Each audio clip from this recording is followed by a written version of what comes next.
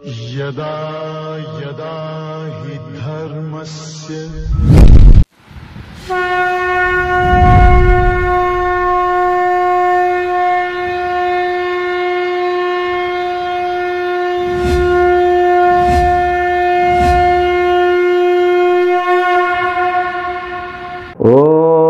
ब्रह्मादिभ्यो ब्रह्म विद्या संप्रदाय कर्तृभ्यो वंशऋषभ्यो महद्भ्यो नमो गुरुभ्यः सर्वोपप्लवरहित प्रज्ञान घन प्रत्यगर्थो ब्रह्माहमस्मि सोहमस्मि ब्रह्माहमस्मि। ओम प्रपन्न पारिजाताय तोत्र वेत्रैकपाणये ज्ञानमुद्राय कृष्णाय गीतामृतदुहे नमः।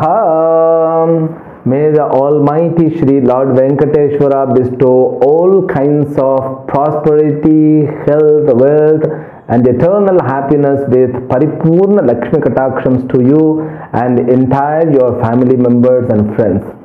Let us begin Bhagavad Gita, verse number 4 in the 7th chapter. Shri Bhagavan Uvacha Bhaumirāpo nalo vāyuh kham mano buddhirevacha ahankara iti yamme bhinna prakritirashtadha. From these words onwards till 12th verse of this chapter, Bhagavan Krishna is going to deal with Ishvara Swarupam, the nature of God. Now this teaching or the fact about the God remains not depending on our belief system. We need not to believe the God. Nobody will come and will say you have to believe the God. In India we give it to their own choice. If you accept there is God, your life changes tremendously, marvelously, and it goes entirely towards the goal. The concept of God doesn't depend on you. Even the methodology of this teaching is also not dependent on our belief system.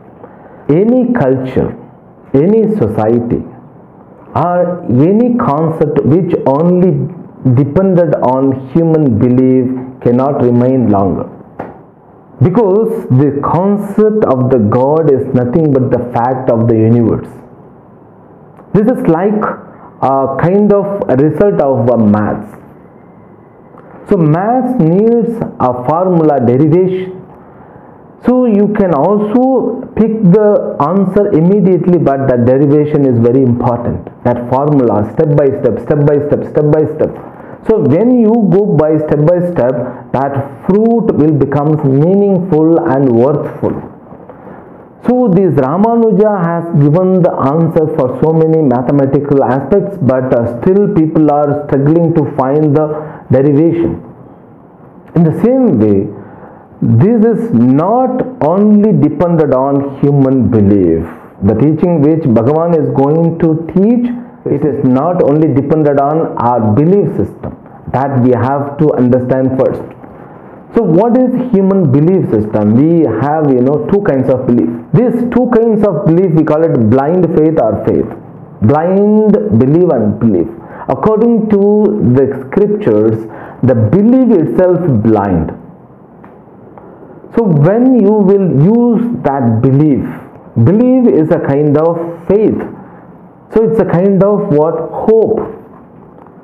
That hope which is unknown to you, that you have a thought, yes, it is possible. You give a chance to that existence for something. If somebody says there is Badrinath, you believe it. But if you deny it, then that person says, if you deny or not, there is Badrinath. But until you reach the Badrinath, then alone you can confirm there is a place called Badrinath. But if you accept the person says, then you will gain a knowledge. That knowledge will be useful to you. In the same way, the God is nothing but a fact, the fact if you accept, you will be benefited. And there are so many beliefs we also have, even in our foreign countries. Number 13 is considered as a kind of devil's number.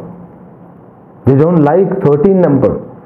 I heard that, I'm not very sure, but even few airlines, they don't have the row of 13 number.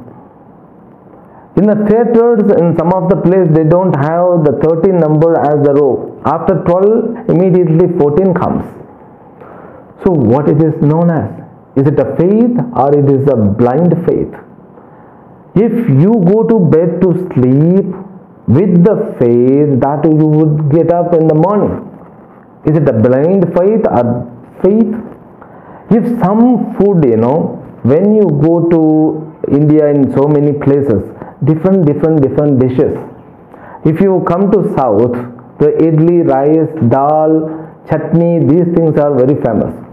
If you go to north, there butter paneer masala, or rotis, tandooris, and so many, the naan, butter naan. So all these things are famous over there. If a person goes to north from south, he wants to do experiment of that food. When he has them with the belief that he could digest, nothing won't happen. Now the human life is based on only belief.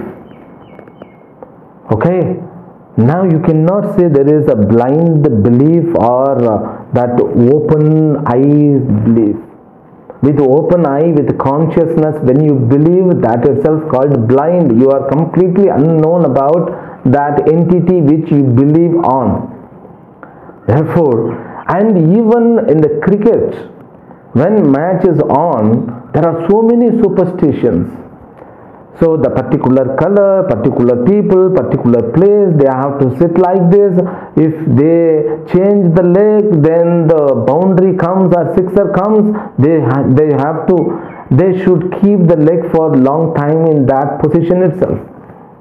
So these are all called superstition, accepted by the people. Why this God concept is not accepted by many people? Because it's not visible. The result is not visible to others. There is result. When you accept God, that result can be experienced by your own mind and buddhi. But you are not ready. Because superstitions on all other beliefs, they see the proof of other people. Even in this 13 number, when you started believing, it happens. When you believe, something happens. That belief itself a kind of magic. Now Bhagavan says, I don't depend on your belief system. If you believe, you will be benefited.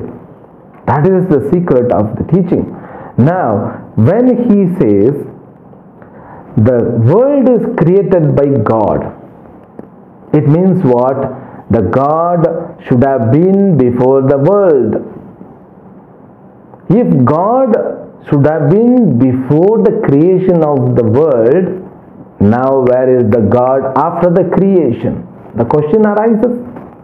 It's a normal question, and I tell you, there are so many people, they are great bhaktas. In India, I have seen, so many people, they are very great devotees of the Lord. After certain years, they drop the belief and they become non-believer of the God. When you accept the God, so only don't use bhakti. That is not bhakti at all. Bhakti should be backed with the knowledge of the fact. Therefore, inquiry is very important role to play when you accept the God. There is a text called Vichara Sagaram, the ocean of inquiry. The religion, the concept of the God gives or provides a space for your all kinds of analysis, questions and answers, debates. Debates means what I mean to say, samvada. Not with prejudice. Now bhakti is a great thing, but bhakti is not enough. Because bhakti can only fructify complete fruit when it is backed up by the knowledge which is constructed upon the inquiry. Why, what, when? Then these all questions must be answered. Now there is a world. So when it was created, the question should arise: how it was created, who created it, and with what kind of equipments that he created it. Now God is introduced as a power. That power has got two kinds of principles. One is known as apara prakriti, another is known as para prakriti. Now once you accept, yes, there was a God before the creation, he created the world, then you can understand this theory. And this theory is not only based on human belief. I am repeating again and again. Why? Because many people get failure here. They say that I believe the God, I don't want to study these kind of scriptures. Need not to study. No. If you have not undergone the inquiry, the scriptural studies, your belief can change in a day, because your mind and body sense complex are not solid enough to continue the belief, even if you are getting so many struggling in your life. Therefore, the inquiry about the creation, the inquiry on the Creator is very much required. Now we are doing the inquiry on this visible world. Through the inquiry of the visible world, we are going to have inquiry on the non-visible Creator. That Creator, when he created, so that what kind of procedure he followed? Taittiriya Upanishad says, tasmad atmana akashas sambhutah आकाशाद् वायुः वायोरग्निः अग्नेरापः अद्भ्यः पृथिवी पृथिव्यामोषधयः ओषधीभ्योऽन्नम् अन्नात् पुरुषः. There is a krama, there is a sequence of it. So these 8 kinds of aspects which is introduced in these words, they are not the visible 5 elemental world. They are the subtle, the first level, I can say intermediary level creation. The creation was created not in gross way, in subtle form. So only these original 5 elements were created first. Pure earth, pure water, pure fire, pure air, pure space. What this pure water and etc. means? It's the original form which is the first creation. That's what he say. That is named as apara prakriti. Bhagavan Krishna has brought this concept from Sankhya Yoga. The Sankhya Yoga which was created by Kapila Rishi. We call it Kapila Muni. That Kapila Muni has created this Paddhati called Sankhya philosophy. In the Sankhya philosophy, the world has got 8 aspects. Now here Bhumi means, earth means not this earth, this original earth. In the same way, Bhumi is the original earth, original water, because the earth which is experienced by us, it is mix up of all 4 aspects with this earth aspects. That I will tell elaborately in future, so you don't get confused. The earth which we see, in that earth entity, so water entity and fire entity, air entity, space entity, everything is being mixed up. That mixer is known as a grossification. That grossified 5 elements alone can be experienced by our system, because this system has been manufactured through that grossification alone. Therefore, the system doesn't have the capacity to see the original of this grossified world. Therefore, what the world is, world has been divided into 8 aspects. That 8 aspects, so which came first, so which was created by the God known as Apara Prakriti, lower Prakriti. That's what is introduced here. And there is one more Prakriti known as Para Prakriti, which will be introduced in the next words. Let us read it. Apareyamitastvanyam prakritim vidhi me param jiva bhuta mahabaho yayedam dharyate jagat. When he introduces this Para Prakriti, he introduces by which the earth is sustained. Now, this Para Prakriti, that by which the world is dharyate, sustained. Now, Apara Prakriti and Para Prakriti, 2 Prakriti have been introduced. And among this, or in between these 2 Prakriti, what is the difference? The Para Prakriti and Apara Prakriti. So, Para Prakriti doesn't have form, Nirguna Vastu. Nirguna Vastu means there is no attributes.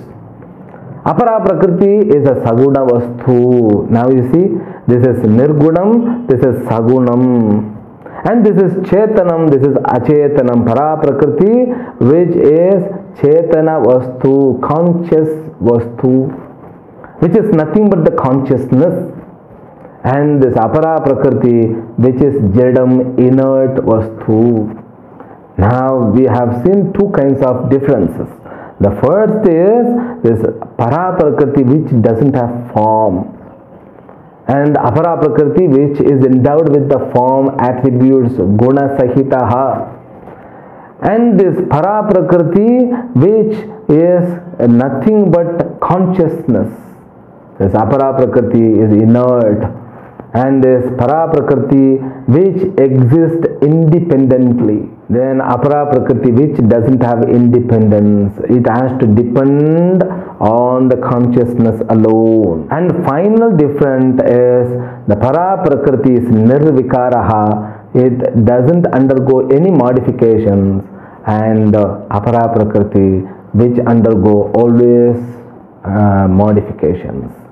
So these Para Prakriti and Apara Prakriti both are called Ishvara Swarupam.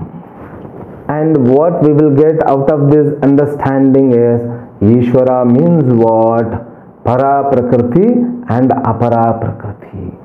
Para Prakriti means what? That which is in the form of consciousness.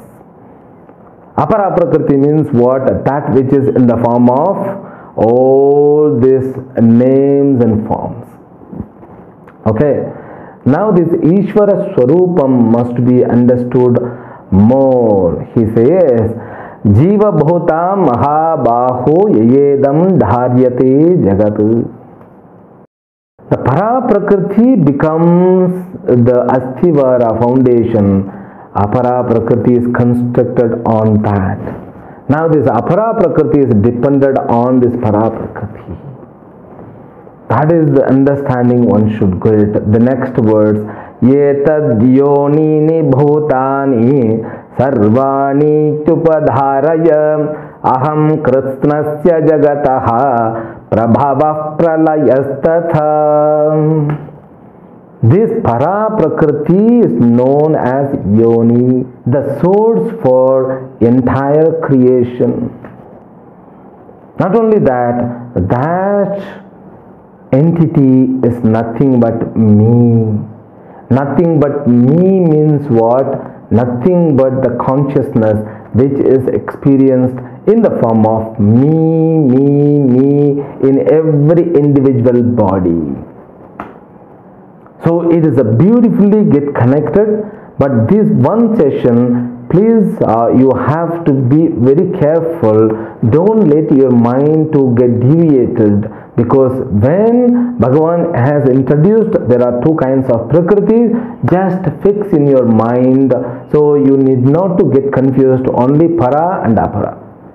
And Para, which is in the form of consciousness, Apara, which is in the form of the created gross materials.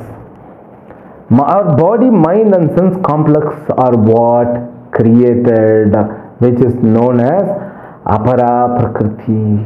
And all this entire world and activity, the earth is keep on rotating, traveling in its orbit. It means what? That earth grossified entity and the orbit which is also grossified entity. Therefore all the flow of the river, when sun shines, it burns for a long years means it is a trillion billions years, because of the consciousness. There is one source in all these force. That force is the source of all these activities or functions. The earth goes and all other planets, so they keep on rotating, and that rotation also, or when it revolves, it has got its own sequence, its own rhythm, and the level of density, everything is fixed in a way in the consciousness. Now the consciousness becomes that center point of all kind of activities. So like your consciousness, our consciousness becomes center point of all our activity, experiences, incidents or accidents. In the same way, the para prakriti becomes center. But that para prakriti is not only called Ishvara, even apara prakriti also known as Ishvara. Now we can say the science also divides into two things, the creation, matter and consciousness. In between this matter and consciousness, when they divide, they also fix the connections between these two, like the scripture also does.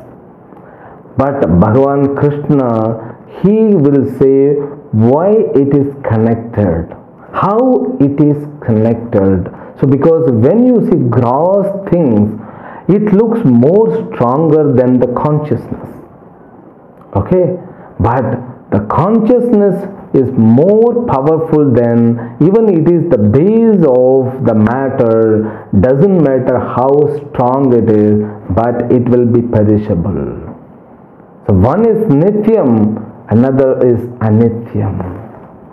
This para prakriti, which doesn't undergo any modifications, this apara prakriti, which has to go under modifications. Now the world, the creation has been divided into two categories.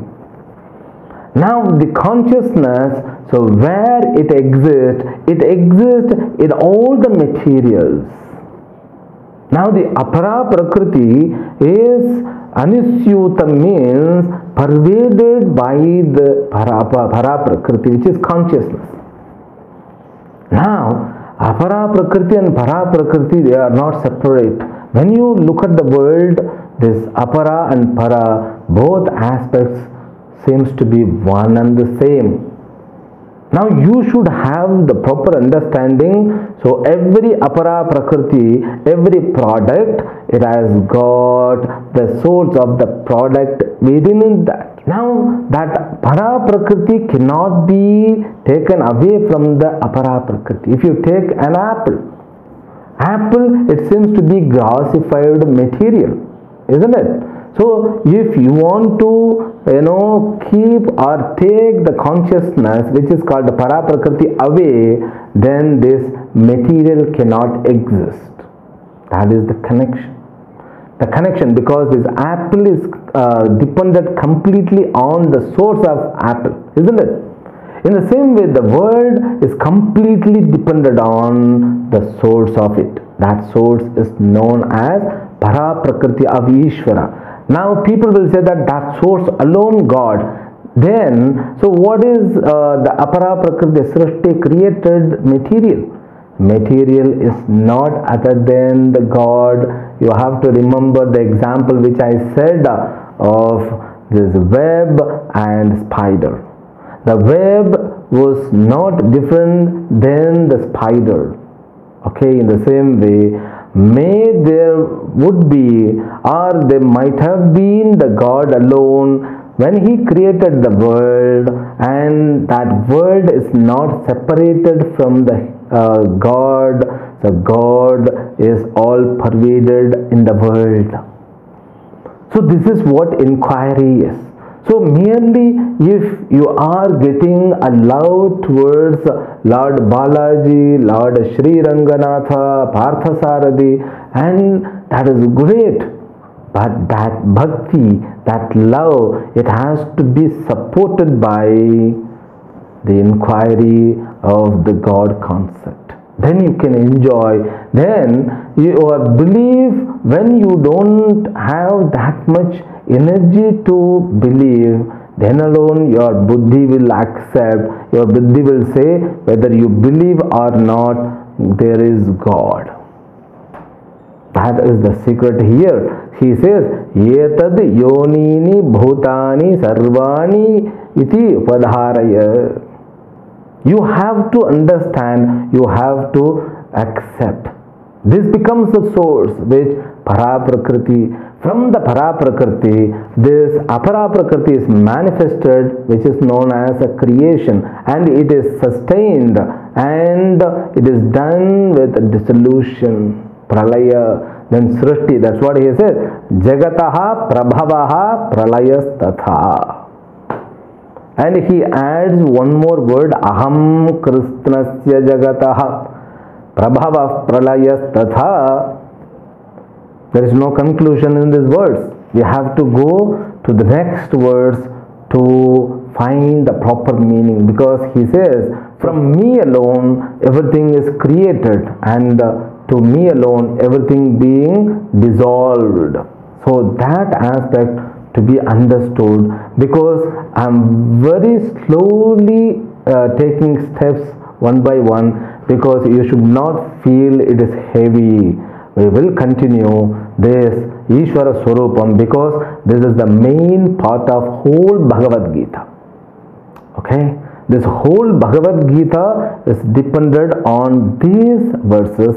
There are 4 to 12. I think 4 to 12 means only 9 verses. These 9 verses must be assimilated well. We will continue, and we will definitely assimilate by the grace of Ishvara alone. So let us pray for that to Balaji. He may bestow a kind of complete energy to assimilate and receive this knowledge. Harihi Om. Om Purnamadah Purnamidam Purnat Purnamudachyate Purnasya Purnamadaya Purnameva Vashishyate. Om Shanti Shanti Shanti. Harihi Om. Shri Gurubhyo Namaha. Harihi Om.